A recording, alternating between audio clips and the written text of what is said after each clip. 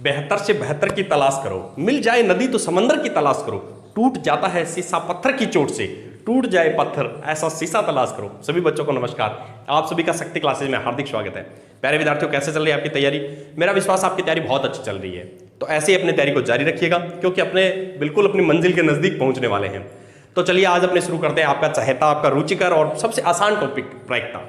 तो अपने को समझना है प्रायिकता क्या है। तो प्रायिकता को समझने के साथ साथ आज अपने इसके बेसिक वर्ड, जो बिल्कुल इसको धरातल से अपने लेकर के चलेंगे, बेसिक बातें इसकी जानेंगे, इसके बेसिक वर्ड।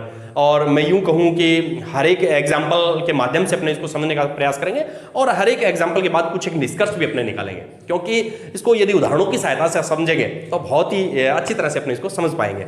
तो चलिए बच्चों, शुरू करते हैं आज का ये अपना बहुत ही आसान सा टॉपिक, रुचि का टॉपिक।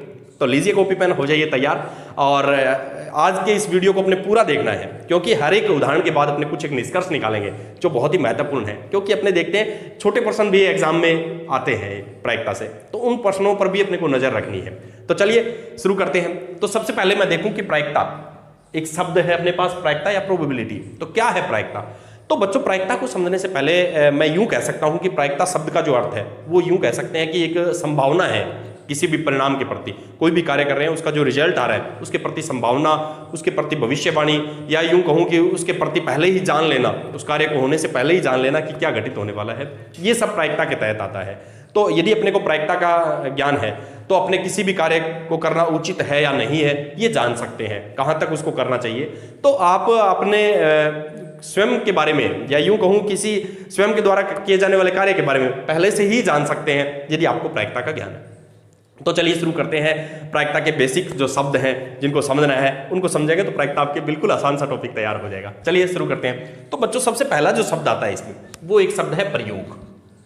प्रायिकता का समझने से पहले अपने को एक साधारण सा शब्द है प्रयोग।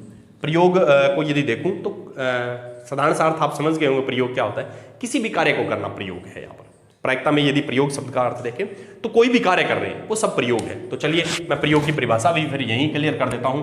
किसी कार्य को करना, किसी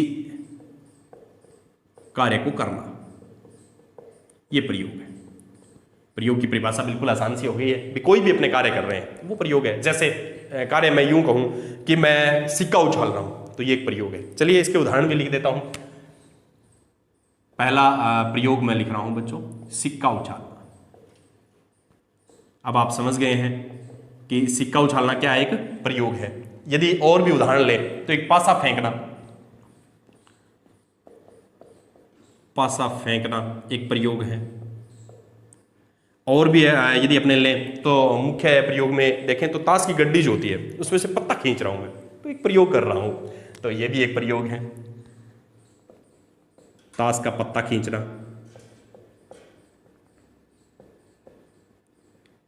ठीक है। और यदि देखूं तो एक ड्राइवर है वो कार चलाने का प्रयास कर रहा है तो वो भी एक प्रयोग है। ठीक है, ड्राइवर द्वारा कार चलाने का प्रयास।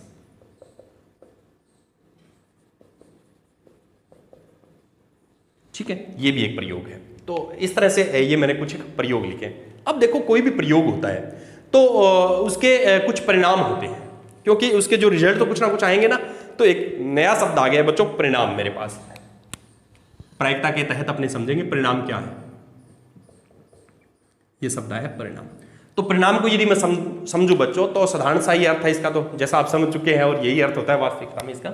या इसको मैं इंग्लिश में दर्शाऊं तो रिजल्ट कह सकते हैं बस। कोई भी कार्य करेंगे तो उसके रिजल्ट तो आएंगे ना, स्वाभाविक सी बात है। तो वो रिजल्ट जो होंगे वो उसके परिणाम कहलाएंगे। और इसमें मुख्य बात ये है परिणाम की कि हर एक कार्य के जो परिणाम होते हैं वो निश्चित होते हैं, ना उससे कम होते हैं ना उनसे ज्यादा होते हैं। ये बात महत्वपूर्ण यहां पर रहेगी कि हर एक कार्य या हर एक प्रयोग के परिणाम है वो निश्चित होते हैं। जैसे ये देखो, सिक्का उछालना, इसके परिणाम देखूं तो दो ही परिणाम होते हैं बच्चों, चित्त और पट। इसके दो ही परिणाम हैं। तो ये देखो, कुल संख्या निश्चित है। किसी भी कार्य के परिणाम है वो निश्चित होते हैं, चित्त या पट आना। जैसे सिक्का उछालना है तो उसके चित्त या पट आना है, तो वो निश्चित है दो। ठीक है। पासा फेंक रहा हूं तो पासे के परिणाम भी अपने को निश्चित है। पासा अपने देखते हैं बच्चों, जो बच्चे खेलते हैं सांप सीढ़ी वगैरह, लूडो वगैरह, तो उसमें आता है पासा। तो पासे में 1 से 6 तक की संख्याएं अंकित होती है। तो 1 से 6 तक 1 2 3 4 5 और 6, तो इसके कुल परिणाम बच्चों 6 निश्चित हैं। ठीक है, एक परिणाम जो होते हैं, किसी भी प्रयोग के परिणाम जो होते हैं वो निश्चित संख्या में होते हैं, उनकी मात्रा निश्चित होती है। चलिए आगे बढ़ता हूं। ताश का पत्ता खींच रहा है, तो ताश के गड्डी की यदि बात करूं, इसकी विस्तार से चर्चा अपने आगे उदाहरणों में करेंगे। यहां पर यदि मैं देखूं तो ताश की जो गड्डी होती है उसमें टोटल 52 पत्ते होते हैं बच्चों। तो ये कुल परिणाम यहां पर लिख देता हूं मैं, 52 कोष्टक में लिखे वो कुल परिणाम है। अब वो 52 कैसे है उसकी अपने विस्तार से आगे चर्चा करेंगे। ठीक है, ड्राइवर द्वारा कार चलाने का प्रयास किया जा रहा है, तो या तो वो प्रारंभ होगी या नहीं होगी, हाँ और ना, इसके भी 2 ही परिणाम हैं, हाँ नहीं। तो इसके कितने परिणाम हुए बच्चों? 2 परिणाम हुए। तो किसी भी प्रयोग के परिणाम होते हैं वो निश्चित होते हैं, ये अपने जान लिया। जैसे सिक्का उछालना है तो उसके 2 ही परिणाम है, चित्त या पट। पासा फेंक रहे हैं तो उसके 6 परिणाम हो सकते हैं। ताश की गड्डी में से पत्ता निकाल रहे हैं, 6 परिणाम हो सकते हैं। और एक ड्राइवर के द्वारा कार चलाने का प्रयास किया जा रहा है, तो हाँ और नहीं में 2 ही परिणाम हो सकते हैं। अब देखो ये परिणाम जो है इनके बारे में अपने को ये समझना है, कुछ परिणाम है वो संप्रायिक होते हैं, कुछ संप्रायिक नहीं होते। यहां पर एक नया शब्द आ गया है बच्चों, संप्रायिक। इसको समझना है भी संप्रायिक परिणाम क्या होते हैं। परिणाम में ही नया शब्द जुड़ गया है, संप्रायिक परिणाम।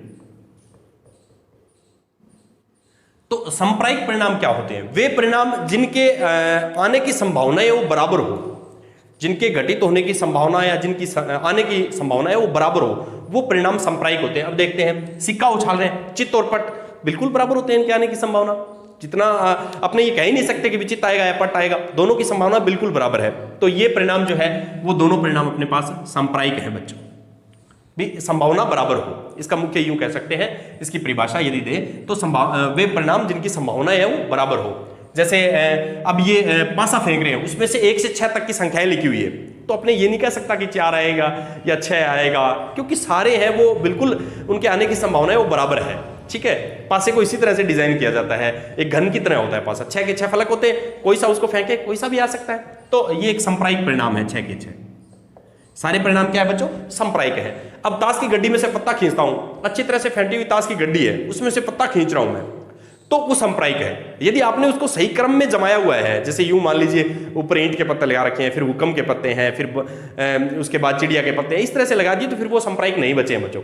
संप्रायिक कब होंगे? जब अच्छी तरह से फेंटी हुई है, तभी तो खिलाड़ी खेलते हैं, उससे पहले गड्डी को अच्छी तरह से फेंटते हैं वो। क्यों? क्योंकि वो संप्रायिक बन जाए, उसके परिणाम है वो संप्रायिक, किसी को ये पता ना चले कि कौन सा पत्ता किसके पास जाने वाला है। तो इसलिए यदि अच्छी तरह से फेंटी हुई गड्डी है तो ये संप्रायिक है। और यदि आप सपोज कीजिए गड्डी को देख रहे हैं, उसके रिजल्ट है उनको अपनी तरफ कर लिया, उसको संप्रायिक बनाने के लिए क्या करता है, एक ही डिजाइन होता है सब पत्तों पे, आपने ध्यान से देखा होगा तो, और दूसरी तरफ नंबर होते हैं, तभी तो अपने नंबर वाली साइड है उसको नीचे रखते हैं, अपने जो डिजाइन है उसको ऊपर रखते हैं, ताकि सारे परिणाम है वो संप्रायिक रहे, हमें पता ना चले। यदि अपने देख देख के उसको बांटना शुरू कर देंगे, फिर संप्रायिक नहीं बचेगा बच्चों। तो यहां पर ये ध्यान देना है कि जो कार्य किया जा रहा है वो कैसे किया जा रहा है, उस पर भी डिपेंड करता है कि उसके परिणाम संप्रायिक रहेंगे या नहीं। ये नहीं कि ताश की गड्डी के रिजल्ट है हमेशा संप्रायिक होते हैं, नहीं, वो बांटने पर डिपेंड करते हैं। अपने यहां पर ये मानते हुए चल रहे हैं कि बिल्कुल उसमें संप्रायिक परिणाम की तरह ही उस कार्य को किया जा रहा है, ये मानते हुए चल रहे हैं। ठीक है, अब देखो ड्राइवर के द्वारा कार चलाने का प्रयास किया जा रहा है, तो यहां पर हां और नहीं है, तो ये परिणाम आपको कैसे लग रहे हैं, संप्रायिक है या नहीं है? यहां बच्चों ये परिणाम है वो संप्रायिक नहीं है। क्यों नहीं है? क्योंकि वो एक तो इस ड्राइवर पे डिपेंड करके, एक कार पर डिपेंड करके। यदि कार अच्छी है, ड्राइवर एक्सपर्ट है, तो उसकी संभावना है कि कार चलना शुरू होगी, क्योंकि ड्राइवर एक्सपर्ट होगा, कार नई है या अच्छी कार है तो बिल्कुल चलेगी। और यदि ड्राइवर बिल्कुल अनट्रेंड है, कार बहुत ज्यादा पुरानी है, तो आज तक का रिकॉर्ड अपने देख लिया भी कार बहुत कम चली हुई है, तो पहले से अपने कह सकते हैं ये कार नहीं चलेगी। अपने पुराने साधन देख करके बता सकते हैं ना कि भी ये साधन नहीं चलेगा। एक नया अपने साधन खरीदते हैं तो भी ये देखते हैं ये कार साधन कैसा है। तो ये सारे जो इस तरह के इसमें केस आगे, यानी निर्भर कर रहा है ये किस पर, ड्राइवर पर कर रहा है और कार पर कर रहा है, तो ये संप्रायिक नहीं है, ये पता लग गया। तो हाँ, अपने एक शब्द नया जो सीख लिया भी, संप्रायिक परिणाम क्या होते हैं? वे परिणाम जिनके आने की संभावनाएं है वो बराबर होती है, जिनके आने की संभावनाएं बराबर होती है। तो ये लो मैं लिख दूं यहां पर, इसको यहां से हटाते हुए, आने की संभावना समान हो, यूं कह सकता हूं। इसका रिजल्ट आ गया हाँ। कब? जब आप उसको, अब यदि देखो ये सिक्का उछाल रहे हो, उसको भी बच्चों यदि आप उसका जो किनारा है उस तरफ से यदि वो गिरेगा तो वो सांप्रायिक है। और यदि आप उसको सीधा डाल रहे हो, नीचे मिट्टी है, रेत है, तो फिर वो सांप्रायिक नहीं बचेगा। आप जैसे हेड ऊपर करके सीधा सीधा डालोगे तो वो हेड आ जाएगा उसमें, फिर वो सांप्रायिक नहीं है। तो प्रायिकता में प्रायिकता किस पर लागू होती है, यहां पर यह समझना है। ये शब्द है, प्रायिकता उन पर लागू होती है जहां पर परिणाम है वो सांप्रायिक हो। तो कहने का मतलब ये पार्ट तो अपना पहले ही बार हो गया है कि ड्राइवर के द्वारा कार चलाने का प्रयास किया जा रहा है। इसे अपने प्रायिकता के टॉपिक से ये बिंदु है जो बाहर है, क्योंकि ये सांप्रायिक परिणाम नहीं है इसके। और आप ताश की गड्डी को यदि अच्छी तरह से फेंटी हुई है तो पत्ता निकाल रहे हो तो वो प्रायिकता में आएगा, अन्यथा वो प्रायिकता से फिर वो बाहर है। इसी तरह आप देखें, पासा फेंक रहे हैं, पासे में बिल्कुल सारे जो डिजाइन किए गए हैं, एक न्याय संगत पासा है, उसी को अपने पासा कह रहे हैं। एक ताश की गड्डी का मतलब यहां पर अच्छी तरह से फेंटी हुई ताश की गड्डी है, जिसमें बिना देखे अपने साधारणतः जैसे खेलते हैं, जो पत्ते हैं वो बांट रहे हैं, तो ही वो प्रायिकता में आएंगे बच्चों। तो अपने प्रायिकता में उन प्रयोग को लेना है जो बिल्कुल अपने एक यूं कहे कि सांप्रायिक परिणाम को ध्यान में रखते हुए अपने कार्य कर रहे हैं, वो अपने इस प्रायिकता में आएंगे। चलिए, अब एक शब्द आता है मेरे पास, घटना। ये देखो बच्चों, नया शब्द आ गया, एक घटना। तो अपना ये तो बिल्कुल बिंदु बार हो गया है प्रायिकता से, इसको तो अपने छोड़ देंगे, अब आगे अध्ययन नहीं होना इसका, तो क्योंकि ये तो इसके परिणाम है वो सांप्रायिक नहीं है। अब आया है शब्द घटना। घटना क्या होती है? घटना है कुछ शर्त, कह सकता हूं मैं इसको, इसका यूं कह सकता हूं कि ये शर्त है कुछ। अब देखिए कैसी शर्त है, ये देखना है घटना को शर्त कैसे कहा है मेरे। आप सिक्का उछाल रहे हो, उसके परिणाम तो फिक्स है चित्त और पट। अब उसके लिए घटनाएं आपको तैयार करनी होती है, कितनी भी घटनाएं आप तैयार कर सकते हैं। कैसे? जैसे मैं यूं बोल दूं कि चित्त आना, ये भी एक घटना हो गई है। चित्त आना, चित्त न आना, चित्त न आना, पट आना, पट न आना, तो कितनी भी, पट आना लिख देते हैं इसको, ठीक है, पट आना। तो ठीक है, इसमें अब पट न आना, इस तरह की घटनाएं हैं वो तैयार की जाती है। घटनाएं अपने द्वारा तैयार की जाती है, उसको किस तरह से अपने भी शर्त है एक तरीके की। अब जैसे चित्त आना, ये एक शर्त होगी भी चित्त ही आना चाहिए। पट आना, ये भी एक शर्त होगी कि उस पर पट ही आना चाहिए। अब देखो पासा फेंकना है, इसके लिए शर्त अपने देखें या उसके लिए घटना देखें, तो घटना क्या हो सकती है बच्चों? मैं यूं बोल दूं कि इसमें सम संख्या आनी चाहिए, तो ये एक शर्त हो गई है, सम संख्या आना। मैं यूं बोल दूं विषम संख्या आना, विषम संख्या आना। मैं ऐसे बोल सकता हूं इसमें कि भाज्य संख्या आना, अभाज्य संख्या आना। मैं यूं बोल सकता हूं एक से बड़ी संख्या आना। तो बहुत सी घटनाएं हो सकती है। एक से बड़ी संख्या आना, यह घटना हो गई इसके लिए। 6 से छोटी संख्या आना, 6 से छोटी संख्या आना, 5 का गुण जाना। तो इस तरह से कितनी भी घटनाएं तैयार की जा सकती है। घटनाएं कितनी भी हो सकती है, परिणाम है, कुल परिणाम है वो तो निश्चित है। घटनाएं कितनी भी हो सकती है, घटना है उससे रिलेटेड अपने कोई शर्त तैयार कर देना, ठीक है। तो चलिए, पत्ता खींचना, पत्ता खींचना है तो इसके लिए कितनी भी घटनाएं हो सकती है। जैसे मैं यूं बोल दूं ईंट का पत्ता आना चाहिए, उसमें ये घटना हो सकती है, ईंट का पत्ता आना। मैं यूं बोल सकता हूं काला पत्ता आना। मैं यूं बोल सकता हूं कि बेगम आना। तो ये घटनाएं हैं, गुलाम आना, बादशाह आना, कितनी भी घटनाएं तैयार की जा सकती है। तो एक प्रयोग के लिए कितनी भी घटनाएं हो सकती है, परंतु परिणाम निश्चित है। अब देखो, ये जो घटना है ये शर्त बन गई है। अब कुछ एक परिणाम होंगे जो इसकी पालना करेंगे और कुछ एक होंगे जो इसकी पालना नहीं करेंगे। जो इसकी पालना करेंगे, इस शर्त की, इस घटना की पालना करेंगे, वो इसके अनुकूल परिणाम कहलाएंगे। तो एक नया शब्द आ गया बच्चों, अनुकूल परिणाम। अनुकूल परिणाम,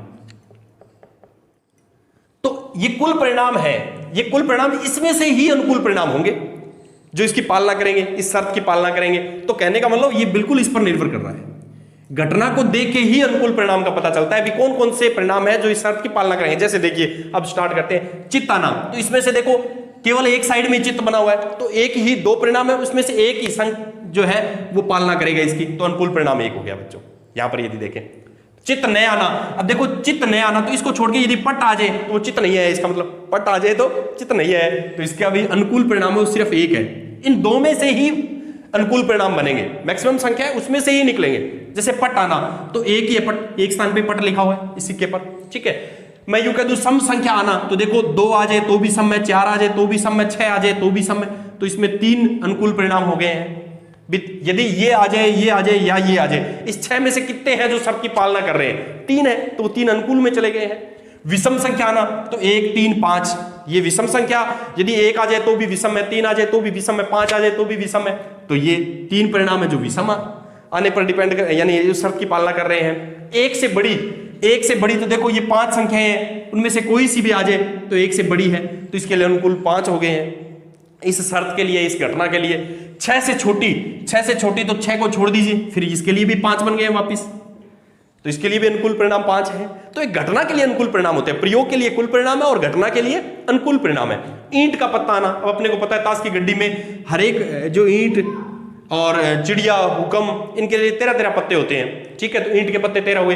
काला पत्ता आना, तो अपने को पता है हुक्म और चिड़िया के पत्ते हैं वो काले होते हैं, तो 13 और 13 26 पत्ते हो गए हैं, इसके तहत अनुकूल है। जो बेगम आना, अपने को पता है ताश की गड्डी में 4 बेगम होती है, तो इसके लिए अनुकूल परिणाम है वो 4 हो गए हैं। तो कहने का मतलब मेरा ये हुआ कि प्रयोग के तो होते हैं परिणाम, भी प्रयोग कार्य करना और उसके जो रिजल्ट आएंगे वो सारे कुल परिणाम है।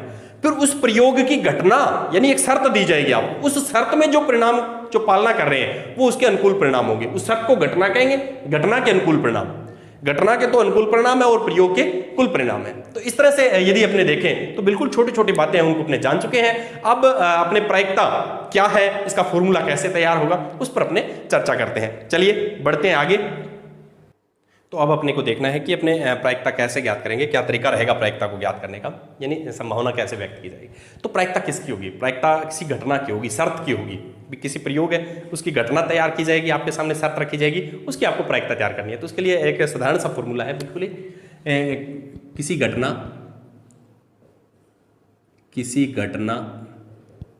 ई की प्रायिकता, किसी घटना ई की अपने को प्रायिकता ज्ञात करनी है। तो देखो बच्चों, प्रायिकता का फॉर्मूला यदि अपने तैयार करें तो बिल्कुल ही साधारण सा फॉर्मूला है, आसान सा फॉर्मूला है। प्रायिकता क्या है, प्रायिकता है उस घटना के अनुकूल परिणामों की संख्या, क्योंकि घटना है तो फिर उसके अनुकूल परिणाम होंगे, और वो घटना किसकी है, प्रयोग की है, तो प्रयोग के कुल परिणाम होंगे। तो घटना के अनुकूल परिणामों की संख्या, अनुकूल परिणामों की संख्या बटा प्रयोग के कुल परिणामों की संख्या, प्रयोग के कुल परिणामों की संख्या, ये बन गया बच्चों एक नया फॉर्मूला आपके पास तैयार हो गया। बिल्कुल ही आसान सा फॉर्मूला है भी। कोई जैसे अपने मैं यूं कह रहा हूं कि चित्त आना चाहिए, तो चित्त एक घटना होगी, उस घटना के अनुकूल परिणाम कितने हैं वो अपने को पता होना चाहिए। और उस प्रयोग भी चित्त कब आएगा, एक सिक्का उछाल रहे हैं, सिक्का उछालना एक प्रयोग है, प्रयोग के कुल परिणाम कितने हैं, तो बिल्कुल ही साधारण सा है। तो चलिए इसका उदाहरण लेते हैं और इसको समझने का प्रयास करते हैं उदाहरण के माध्यम से, ताकि अपने इसको अच्छी तरह से समझ सकें। तो अब देखते हैं एग्जाम्पल नंबर 1। एक चित्त आने की प्रायिकता ज्ञात करनी है अपने को, ठीक है। तो बच्चों ये एक घटना है, चित्त आना एक घटना है, ठीक है। एक सिक्के को एक बार उछाला जाए, ये प्रयोग है, ठीक है। एक घटना, ये प्रयोग है। फिर एक ये घटना आ गई, एक पट्ट आने की प्रायिकता भी ज्ञात करनी है, एक चित्त आने की प्रायिकता ज्ञात करनी है, एक पट्ट आने की प्रायिकता ज्ञात करनी है। कब, जब एक सिक्के को एक बार उछाला जाता है, तो ये प्रयोग है। तो एक सिक्के को एक बार उछालते हैं तो कुल परिणाम अपने को पता होना चाहिए। तो चलिए सबसे पहले मैं इस प्रयोग के बारे में लिखता हूं। एक सिक्के को एक बार उछालने पर कुल परिणाम, एक बार उछालने पर कुल परिणाम, तो कितने होंगे बच्चों, एक सिक्के को उछालेंगे तो कुल परिणाम 2 होंगे, और वो भी मैं लिख देता हूं कौन कौन से, चित्त और पट्ट, ताकि आपको अच्छी तरह से तैयार हो जाएगी। कुल परिणाम कौन कौन से बच्चों, 2, ठीक है, चित्त और पट्ट है।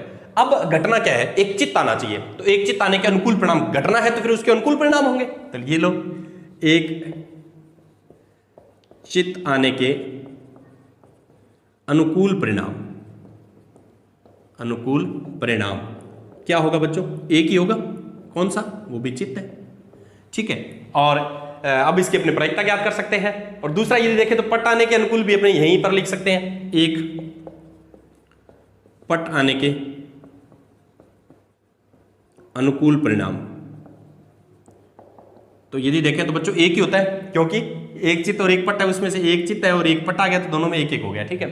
अब देखो प्रायिकता ज्ञात करनी है, तो पहले अपने चित्त आने की प्रायिकता ज्ञात करेंगे। तो ये लो, प्रायिकता प्रोबेबिलिटी को पी से लिख देता हूं, पी चित्त, इसका मतलब चित्त आने की प्रायिकता।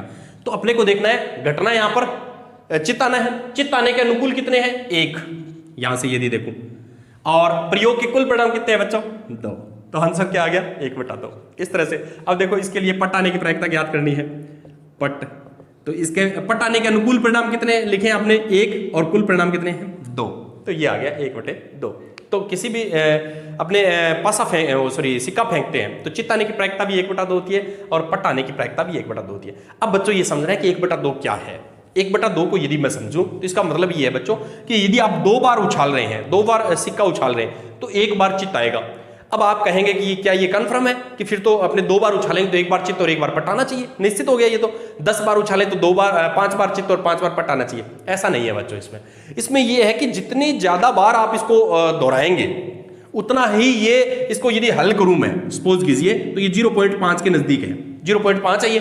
तो जितनी ज्यादा बार इसको दोहराएंगे आप, जैसे सपोज कीजिए आपने उस सिक्के को 1000 बार फेंका है, समझना है इसको 0.5 का क्या अर्थ है। ये क्वेश्चन तो अपना हो गया, फिर भी अपने को इसका अर्थ समझना है।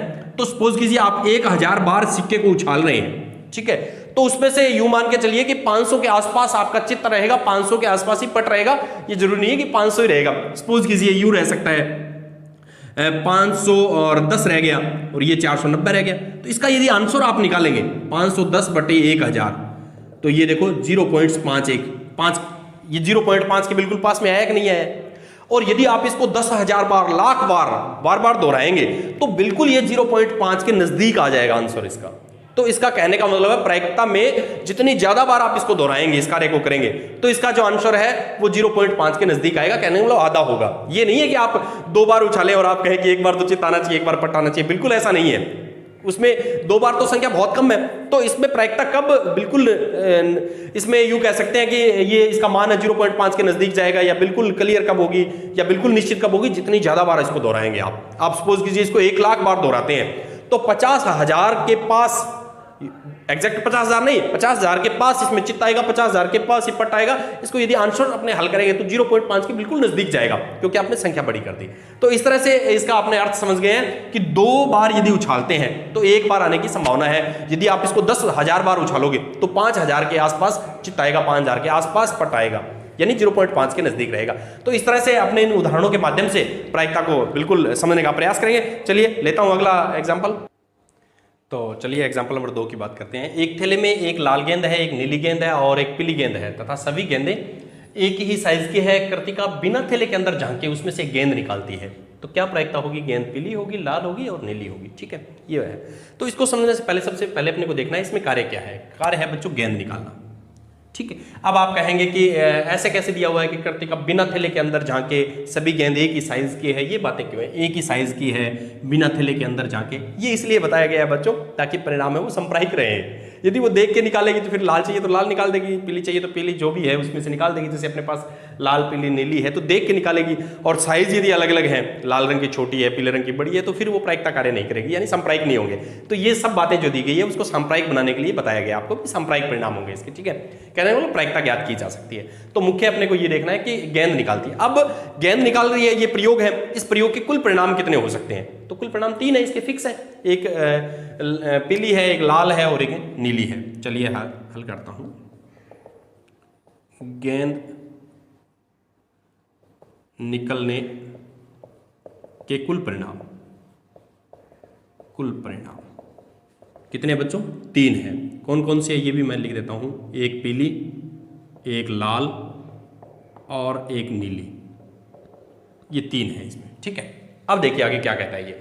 आगे इसमें दिया गया है कि अपने को पीली गेंद आए उसकी प्रायिकता ज्ञात करनी है। तो पीली आने के अनुकूल कितने हैं? पीली गेंद आने के अनुकूल परिणाम, इसमें से कितनी गेंदें ऐसी है जो पीली है वो अपने को देखना है। तो एक है पीली गेंद आने के अनुकूल, ऐसे लाल का भी एक है, लाल गेंद आने के अनुकूल परिणाम भी एक है, और नीली आने के अनुकूल भी एक है।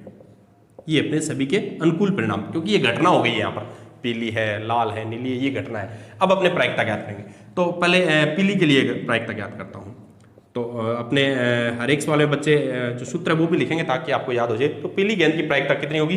पीली गेंद के अनुकूल कितने हैं? 1, और कुल कितने हैं? 3। इसी तरह लाल रंग की प्रायिकता कितनी होगी? तो लाल रंग की गेंद अनुकूल कितने हैं? 1, और कुल कितने हैं? और इसी तरह यदि मैं नीली की देखूं तो 1/3, क्योंकि एक गेंद नीली है और कुल गेंद पीली है। कुल जो गेंद है वो 3 है। ठीक है, इस तरह से। तो यहाँ पर यदि बच्चों आपने देखा कि ये प्रायिकता आ गई है 1/3 1/3, इसका मतलब क्या है कि 3 बार प्रयास करेंगे तो एक बार आपके पास पीली गेंद आने की संभावना है, 3 बार प्रयास करेंगे तो एक बार लाल आने की संभावना है और एक ही बार नीली। तो इस प्रयोग के जो ये प्रयोग किया जा रहा है उसकी ये घटनाएं, प्रारंभिक घटनाएं 3 ही बन रही है, बिल्कुल प्रारंभिक घटनाएं वो 3 बन रही है। इसका यदि योग करूं मैं 1/3 में 1/3 1/3 जोड़ूं तो ये 3 लघुत्तम आ गया, 1 + 1 + 1 ये जुड़ जाएगा, 3/3 यानी 1 आ गया। तो हमेशा अपने को ये भी ध्यान रखना है, यहाँ पर एक महत्वपूर्ण तथ्य अपने सामने निकल के है, किसी भी प्रयोग की समस्त प्रारंभिक घटनाएं, ये प्रारंभिक घटनाएं हैं, यही हो सकती है सारी घटनाएं आगे, बस इसके अलावा कोई घटना इसमें नहीं घटित हो सकती, तो इनका योग है वो हमेशा 1 होता है। तो ये बात अपने पास निकल के आई है। चलिए इसको मैं बिल्कुल आपके सामने क्लियर करूंगा।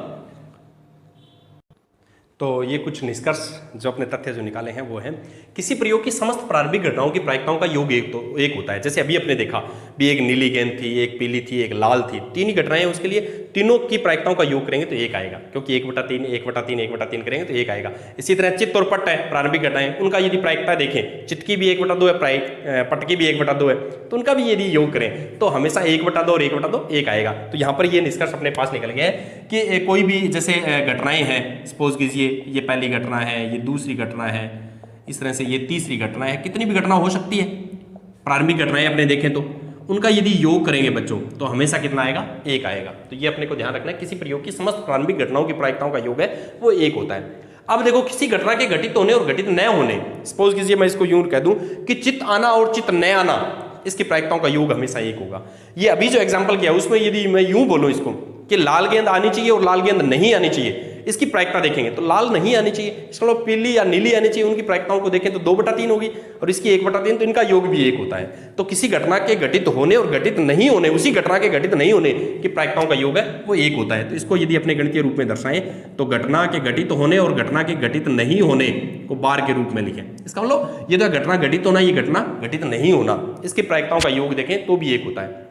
प्रायिकता का मान सदैव 0 से 1 तक होता है। आपने देखा कि अनुकूल परिणाम है वो कुल परिणामों में से लिए जाएंगे, तो अंश हमेशा छोटा होगा प्रायिकता में, प्रायिकता का जो मान आएगा उसमें अंश हमेशा छोटा होगा, हर बड़ा होगा। तो कहने का मतलब मेरा ये है कि प्रायिकता का मान 0 भी हो सकता है, 0 के से लेकर के और 1 तक हो सकता है, 1 भी हो सकता है, क्योंकि हो सकता है कुल परिणाम है वो सारे के सारे अनुकूल में चले जाए, तो 1 भी हो सकता है। तो इस तरह से अपने पास कुछ तथ्य निकल कर सामने आए हैं जिसको ध्यान से देखना है, क्योंकि इस तरह के 1-1 नंबर के सवाल आपसे एग्जाम में पूछे जा सकते हैं, क्योंकि छोटे क्वेश्चन भी प्रायिकता में से आते हैं। तो चलिए इन तथ्यों पर भी, इन महत्वपूर्ण बिंदुओं पर भी अपने ध्यान देते हुए आगे बढ़ेंगे। एग्जाम्पल नंबर 3 की बात करें, मान लीजिए हम एक पासे को फेंकते हैं, तो यहीं से पता लग गया भी कार्य क्या है, पासा फेंकना, ठीक है, एक पासे को एक बार फेंकना है कार्य है इसमें, ठीक है। तो पासे के कुल परिणाम अब आपको पता होने चाहिए बच्चों, फिक्स होते हैं, निश्चित है ये तो पासे के कुल परिणाम 6 होते हैं। लिख लीजिएगा सबसे पहले ही, पासे के कुल परिणाम कितने होते हैं बच्चों, 6 होते हैं। ये लो लिख दूं कौन कौन से हैं ताकि आप बच्चों को याद भी रहेंगे। ये 1 से 6 तक की काउंटिंग होती है, ये 6 परिणाम होते हैं, ठीक है। अब देखो इसमें घटना क्या कह रहा है, कौन से सेलेक्ट करने हैं। घटना कह रहा है 4 से बड़ी संख्या, तो ये घटना है, तो 4 से बड़ी संख्या आने के अनुकूल परिणाम। अब इसमें से वो देखने हैं जो 4 से बड़े हो अनुकूल परिणाम। तो देखिए कौन कौन से, 5 और 6 2 ही है बच्चों। अनुकूल परिणामों की संख्या कितनी होगी, 2 है। अनुकूल परिणामों की संख्या है ये, तो कौन कौन से वो, 5 और 6 है, ठीक है। ये अपने को तैयार कर लेने हैं। और दूसरा यदि देखो 4 से छोटी या उसके बराबर, ठीक है, ये भी साथ ही तैयार कर लेते हैं। 4 से छोटी या उसके बराबर आने के अनुकूल परिणाम की संख्या, आने के अनुकूल परिणामों की संख्या जो यदि देखें तो देखो 4 होना चाहिए या 4 से छोटी। तो देखो बच्चों 4 है, उससे छोटी ये, तो ये 4 हो गए हैं। कहने को लोग कौन कौन से, 1 2 3 4 तक, ये भी मैंने साथ लिख दिए, ठीक है। ये अनुकूल परिणाम, ये घटनाएं 2 घटनाएं दे रखी है इसमें, एक तो है 4 से बड़ा अंक आना चाहिए, एक है 4 के बराबर या उससे छोटा अंक आना चाहिए। तो दोनों घटनाओं के अनुकूल परिणाम, क्योंकि घटना के तो अनुकूल परिणाम होते हैं वो मैंने तैयार कर लिए, और परिणाम के प्रयोग के कुल परिणाम होते हैं वो मैंने तैयार कर लिए। अब देखिए प्रायिकता ज्ञात करता हूं मैं। सबसे पहले 4 से बड़ी संख्या, 4 से बड़ी संख्या, इसकी प्रायिकता यदि देखूं तो 2 अनुकूल तो है 2 और कुल परिणाम है 6, यानी 1/3 आ गई है बच्चों। इसको यदि सरल करें तो हमेशा ध्यान रखना अंश है वो छोटा होगा बच्चों, इसका मान 1 से कम होता है। अभी अपने देखा था प्रायिकता का मान 0 भी हो सकता है, 1 भी हो सकता है और उनके बीच में रह सकता है, ठीक है। तो क्योंकि हमें पता है कि अंश है वो तो छोटा रहेगा, अनुकूल परिणाम कुल परिणाम में से तो लिए जाएंगे। इसी तरह सेकंड पार्ट से यदि इसका देखूं मैं बच्चों, तो प्रायिकता है 4 के बराबर, 4 से छोटी या बराबर, 4 से छोटी या बराबर संख्या आने की अपने को प्रायिकता ज्ञात करनी है। तो इसमें देखें तो अनुकूल परिणाम कितने हो गए बच्चों, 4 हो गए और कुल परिणाम 6। इसको यदि सरल करूंगा मैं तो 2/3 आ गए हैं। तो किसी भी अपने को सवाल यदि करना है तो आप फॉर्मूले को ध्यान रखेंगे।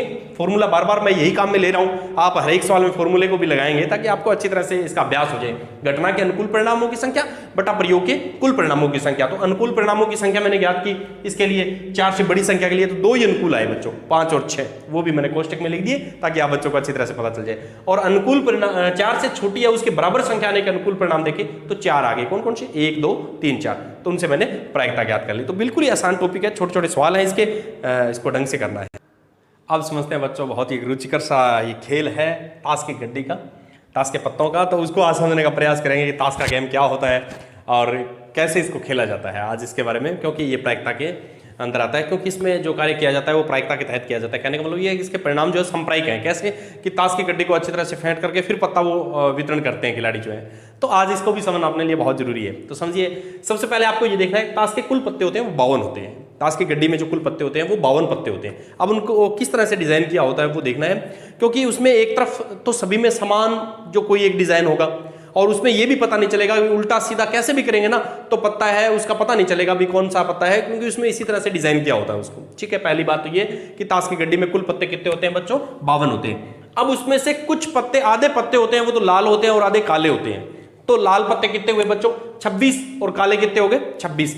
अब लाल जो पत्ते हैं ना उसमें भी 2 टाइप्स की सेना होती है उसकी। कैसे, एक सेना जो है उसका नाम तो ईंट होता है और एक जो लाल रंग की सेना है उसका नाम पान होता है। इसी तरह काले जो पत्ते हैं 26, उसमें भी 2 सेनाएं होती हैं। कौन कौन सी, एक तो काले रंग की सेना है हुक्म और एक काले रंग की सेना है चिड़िया। तो कहने का मतलब मेरा ये हुआ कि 4 सेनाएं होती है टोटल, उसमें 2 लाल रंग की सेनाएं होती है और 2 काले रंग की सेना होती है। यूं कह सकते हैं, सेना कह सकते हैं, एक राजा का शासन कह सकते हैं। इस तरह से ये डिजाइन किया होता है। तो अब समझिए, इसमें ईंट में यदि देखें तो कुल 13 पत्ते होते हैं। ईंट के कितने पत्ते हैं बच्चों, कुल 13, और पान के भी कुल 13, हुक्म के भी 13 और चिड़िया के भी 13।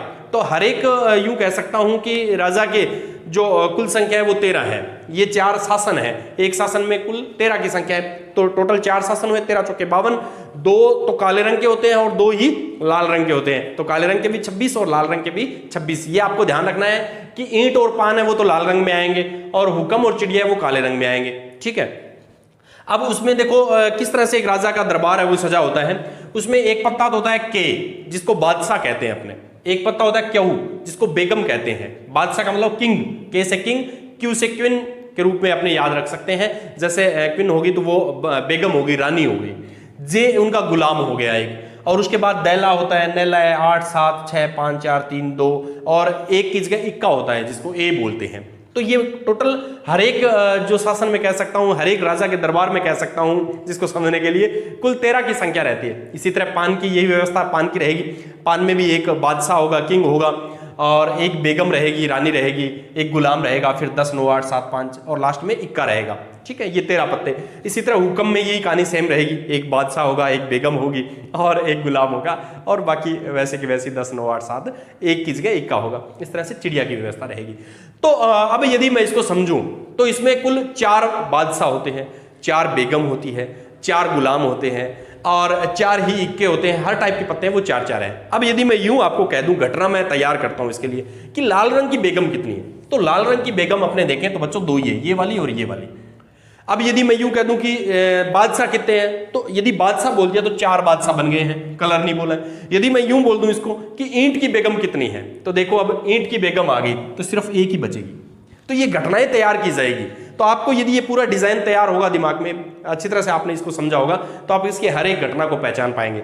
अब देखो एक बात ये भी है, इसमें कुछ पत्तों पर चित्र अंकित होते हैं, तो वो ये 3 टाइप के पत्ते होते हैं हर एक, जिनका मैंने नाम दिया है। तो चित्र वाले कुल कितने हो गए? 12 पत्ते ऐसे हैं, 3 ये 3 ये 3 और 3, 12 पत्ते हैं जिन पे चित्र अंकित है। अब यदि मैं यूं कह दूं कि लाल रंग के चित्र वाले, तो फिर 6 ही रह जाएंगे, 3 ये और 3 ये। तो इस तरह से आपको ये पूरा डिजाइन है वो समझ लेना है। और खिलाड़ी क्या करते हैं, इनके बीच एक तरीके का युद्ध है, चारों के बीच पत्ते हैं वो बांट दिए जाते हैं, अलग अलग टाइप्स के पत्ते, किसी शासन का कोई सा मिल जाएगा, फिर एक दूसरे के ऊपर पत्ता वो डालते हैं। तो एक तरीके का युद्ध होता है इनमें। तो ये ताश का खेल है, इसको समझना है। तो मेरा कहने का मतलब मोटा मोटा यही है कि आपको ये ताश का जो डिजाइन जो किया है वो समझ में आ जाना चाहिए। विचित्र वाले पत्ते कितने होते हैं, पान के पत्ते कितने होते हैं, पान के जैसे मैं यूं बोल दूं कि पान का इक्का, तो आपको समझ में आ जाना चाहिए कि पान का इक्का बोल दिया तो सिर्फ और सिर्फ ये एक ही है। पान का इक्का बोल दिया तो इसके अलावा कोई पान का इक्का नहीं है इसमें, ठीक है। यदि मैं काले रंग के इक्के बोल दूं तो ये 2 आ गए हैं, फिर काले रंग के इक्के बोल दिए तो ये 2 आ गए। तो इसको अच्छी तरह से आप समझें और इस पर आधारित अपने कुछ एक सवाल करेंगे। चलिए लेते हैं इस पर आधारित एक सवाल, इसको समझने का प्रयास करेंगे। एग्जाम्पल नंबर 4 की बात करें। अच्छी प्रकार से फेंटी गई 52 पत्तों की एक गड्डी में से एक पत्ता निकाला जाता है। अच्छी प्रकार से फेंटी गई है, इसका मतलब सारे जो परिणाम है वो समप्रायिक है, ठीक है। इसकी प्रायिकता परिकलित कीजिए कि एक पत्ता इक्का होगा। तो सबसे पहले आपको ये देखना है कार्य क्या है, प्रयोग क्या है। तो प्रयोग है पत्ता निकालना, ठीक है, एक पत्ता निकालना है, ये प्रयोग है, गड्डी में से पत्ता निकाल रहे हैं, ठीक है, ये प्रयोग है। तो कुल परिणाम अपने को देखने हैं, कुल परिणामों की संख्या मैं यूं कहूं तो ताश की गड्डी के कुल परिणामों की संख्या, कुल परिणामों की संख्या। तो कुल परिणामों की संख्या बच्चों मैंने बताया था फिक्स होती है कि एक ताश की गड्डी के लिए 52 है, सिक्के के लिए 2 होती है, पासे के लिए 6 होती है, ठीक है। अब देखिए आगे सवाल क्या कहता है। एक इक्का होने के अनुकूल घटना है, इक्का होना चाहिए, ये घटना है, इसके अनुकूल अपने को देखने हैं। तो एक इक्का होने के अनुकूल परिणामों की संख्या, अनुकूल परिणामों की संख्या। अब अपने को ये देखने हैं कि ताश की गड्डी में इक्के कितने होते हैं। तो ताश की गड्डी में यदि देखें बच्चों तो इक्के 4 होते हैं। कौन कौन से? पान का, ईंट का, हुक्म का और चिड़िया का, 4 इक्के हो गए ना, तो ये 4 आ गए। कौन कौन से हैं? पान का इक्का है, ईंट का इक्का है, 2 लाल रंग के हैं, 2 काले रंग के, वैसे भी आपको ध्यान में रह जाएगा। और ये कह रहे हैं एक इक्का नहीं होना चाहिए, तो इसका यदि देखें तो एक इक्का न होने के अनुकूल परिणाम, अनुकूल परिणामों की संख्या। तो ये यदि देखो बच्चों तो 52 पत्ते हैं, उसमें से 4 इक्के हैं, तो बाकी कितने बच गए? 48 बच गए। इसको ऐसे भी लिख सकते हैं। तो चलिए अब अपने देखें इसमें, तो अब यदि देखें इसमें तो ये हो गया अपने पास कि प्रायिकता का फॉर्मूला अपने लगाएंगे इसमें, प्रायिकता। तो घटना के अनुकूल परिणामों की संख्या, अनुकूल परिणामों की संख्या बटा में प्रयोग के कुल परिणामों की संख्या। बस यही तो फॉर्मूला है अपने पास, इसके तहत अपने को आगे बढ़ना है। प्रयोग के कुल परिणामों की संख्या। तो सबसे पहले अपने यदि देखें बच्चों, पहला क्या है? इक्का होना। तो प्रायिकता इक्का होना, तो इसकी प्रायिकता यदि देखूं तो घटना के अनुकूल परिणाम कितने हैं? 4, और कुल परिणाम कितने हैं? 52। इसको सरल किया तो 1/13 आ गया बच्चों, ठीक है। और दूसरा यदि देखूं, ये तो पहला हो गया। सेकंड यदि देखूं तो वो है इक्का नहीं होना चाहिए। तो P इक्का न हो, उसके लिए देखूं तो इसके अनुकूल कितने हैं? 48, और कुल कितने हैं? 52। तो इसको यदि सरल करूं तो 12/13। तो बच्चों आपने देखा था कि यदि किसी घटना के घटित होने और न होने की प्रायिकताओं का योग 1 होता है, तो इससे इक्का होना और इक्का न होना ये आपस में ज्ञात किया जा सकता है। देखो जैसे इससे सेकंड ज्ञात करने का तरीका ये भी हो सकता है। इस 2 नंबर को यदि ज्ञात करूं भी इक्का न होना, P इक्का न होना, तो अपने को पता है कि होना और न होने की प्रायिकताओं का ये योग है वो 1 होता है। तो 1 माइनस प्रायिकता को घटा दो, किसको? इक्का होना। ऐसे भी अपने किया जा सकता है। तो 1 माइनस ये 1/13 घटा देंगे इसमें से, तो ये आ गया 13 लघुत्तम, तो ये हो गया 13 माइनस 1। इसको हल किया तो 12/13। ऐसे भी अपने हल इसको कर सकते हैं। भी इक्का न होना, तो आपको यदि इक्का न होना ज्ञात करना है और आपके पास इक्का होना है तो 1 में से घटा दो, क्योंकि किसी घटना के घटित होने और न होने की प्रायिकताओं का योग 1 होता है ना, इन दोनों का 1 है। तो ये इसने दिए इसमें इक्का होना और इक्का नहीं होना, तो ऐसे भी ज्ञात किया जा सकता है और ऐसे भी ज्ञात किया जा सकता है। दोनों तरह से आपको ये आना चाहिए। तो चलिए बच्चों, आज की इस कक्षा में, इस क्लास में अपने 4 उदाहरण के साथ प्रायिकता के बेसिक बातों को समझा है। ठीक है, तो मेरा विश्वास आपको समझ में आया होगा और अगले क्लास में अपने बाकी एग्जाम्पल है उनको करने का प्रयास करेंगे और ऐसे ही बिल्कुल बेसिक बातों को जानते हुए आगे बढ़ेंगे। चलिए मिलते हैं अगले वीडियो में, तब तक के लिए धन्यवाद।